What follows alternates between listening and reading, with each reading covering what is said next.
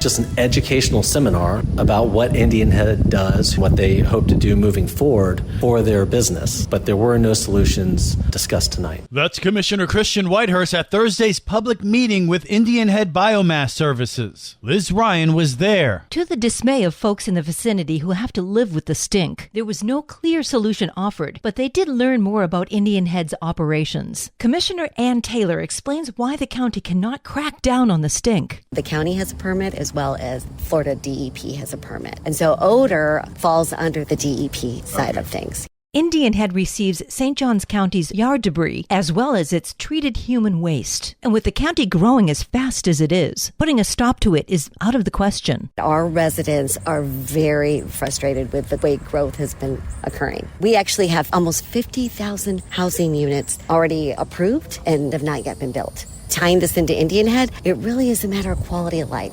Our residents really are fighting for a better quality of life.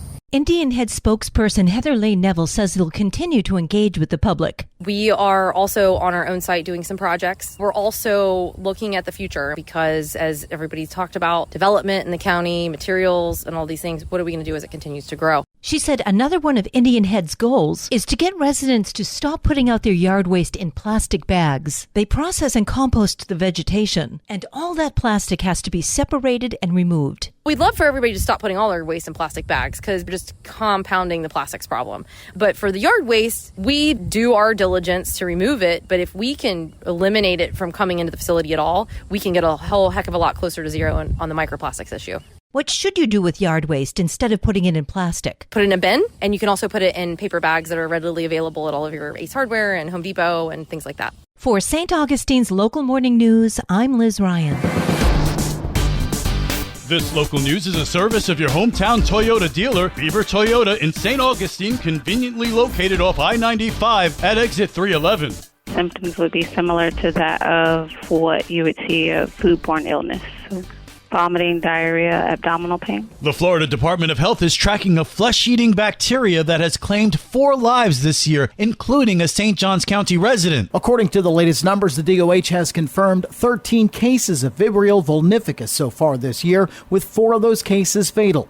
Last year, there were 82 confirmed cases of Vibrio with 19 deaths. Kenise Taylor is with the St. Johns County Health Department. People are normally infected by eating shellfish or if they're exposed to water that's contaminated. Symptoms would be similar to that of what you would see of foodborne illness. So vomiting, diarrhea, abdominal pain. Taylor says if you're experiencing those symptoms and you've recently been exposed to warm salt water or if you've recently eaten shellfish, call your doctor. Their doctor would do tests, and so going to their doctor if they feel those symptoms, and their doctor would assess. Taylor says if you take the proper precautions, you can protect yourself. Making sure that they're cooking their oysters or raw shellfish, such as oysters, clams, mussels. Also avoiding warm seawater if they have any open cuts or wounds. Foodborne cases can be treated with antibiotics. However, if Vibrio is contracted through an open wound that becomes badly infected, as is the case with any flesh-eating bacteria, amputation may be necessary. I'm Daryl Moody reporting. An important update about Park Now cards. Beginning Tuesday, September 30th, Park Now cards will no longer be accepted at city-managed parking locations because the card reader technology is being phased out. St. Johns County residents can still receive the parking discount by registering their license plate at parkstaug.com. If you have a Park Now card, you can use your remaining balance before October 1st. In addition, refunds are available at the parking division at 50 Bridge Street through December 29th, 2028.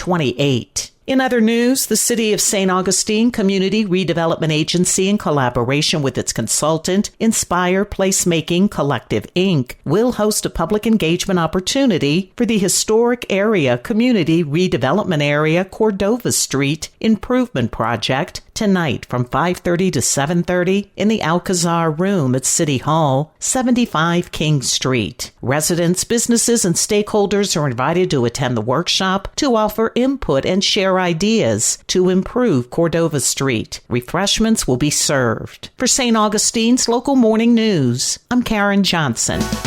And now you're up to date with St. Augustine's Local Morning News. I'm Rich Carroll.